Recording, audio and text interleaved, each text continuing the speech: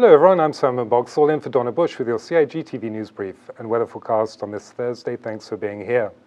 In his daily update, Chief Medical Officer Dr. John Lee reported that 28 persons in the community had tested positive for COVID since yesterday. As of 8 a.m. Thursday the 21st of October, there have been 874 PCR tests across the islands. Of these, there are 28 positive tests from the community, and this includes 6 children. Both of the people admitted to hospital remain stable, and neither of the people is in need of the support of a ventilator. For the full COVID-19 update, visit our YouTube channel. The Attorney General's office revealed today that the Global Financial Action Task Force, also known as the FATF, has twice this year upgraded its assessment of the Cayman Islands' technical compliance with its 40 recommendations on anti-money laundering and counter-terrorism financing. The first boost came in February this year, and the second happened this month. The Cayman Islands remain under monitoring by the FATF with regards to 3 out of 63 areas for improvement recommended in a 2019 report. Commenting on the recent upgrade, officials said that they have made positive progress, but work is ongoing. Those areas have to do with effectiveness and are assessed separately to technical compliance matters. In addition to the recent upgrades, which were requested by the local government, the Cayman Islands recently had 2 key international instruments extended to it. In December 2020, the United Nations Convention Against Corruption was extended to the jurisdiction. The convention relates to the criminalization of corruption, implementation of measures to prevent corruption, and international cooperation in matters relating to corruption.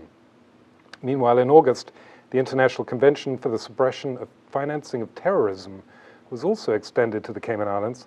This convention requires signatories to criminalize the financing of terrorism, as well as to take measures to identify, detect, and freeze assets related to terrorism, and to prosecute terrorism financing offenses.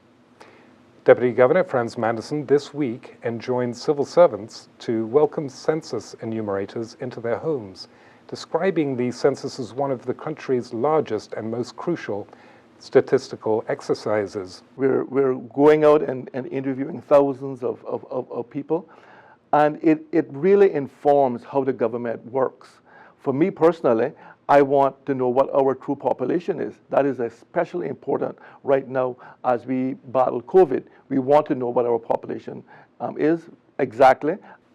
Mr. Manderson spoke to CIG TV about the importance of the census. Government's civil service needs to make informed decisions, and the best way to do that is to have data. The Deputy Governor explained how the civil service uses the data obtained in the census.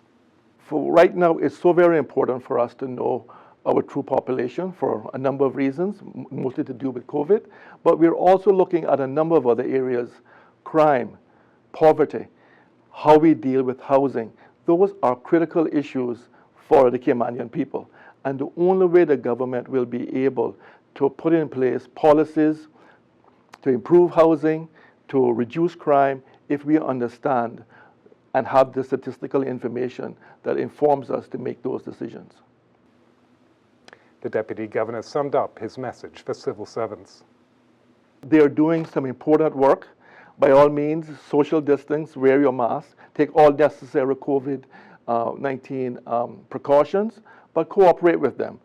We need this information to be able to help our Caymanian people. And we cannot help you if we do not have true and accurate information. So please welcome them in, cooperate, and the information that you provide will be kept confidential. Given the current community spread of COVID-19, census staff will wear masks and carry hand sanitizers to disinfect their hands before visiting each household. Despite the challenges of the pandemic, organizers have urged local residents to seize the opportunity to take part in the exercise, which will inform government planning over the next decade on areas ranging from crime and poverty to literacy and renewable energy production.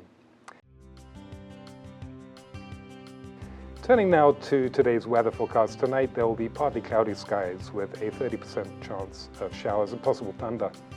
Temperatures will rise to the upper 80s. Winds will be east to northeast at 10 to 15 knots. Seas will be slight with wave heights of 1 to 3 feet. The synopsis calls for slight to moderate northeasterly winds and seas across the Cayman area for the next 24 hours as a high-pressure system weakens over the central Atlantic Ocean. Radar images show isolated showers in and around the Cayman Islands moving to the west. A reminder that you can find the latest on local weather conditions online at weather.gov.ky or simply download the app on your mobile device, and that's CINWS. And that's it for today's news brief here on CIG Television. I'm Simon Bogsall in for Donna Bush, inviting you to join us here again on Friday evening. Until then, have a great night.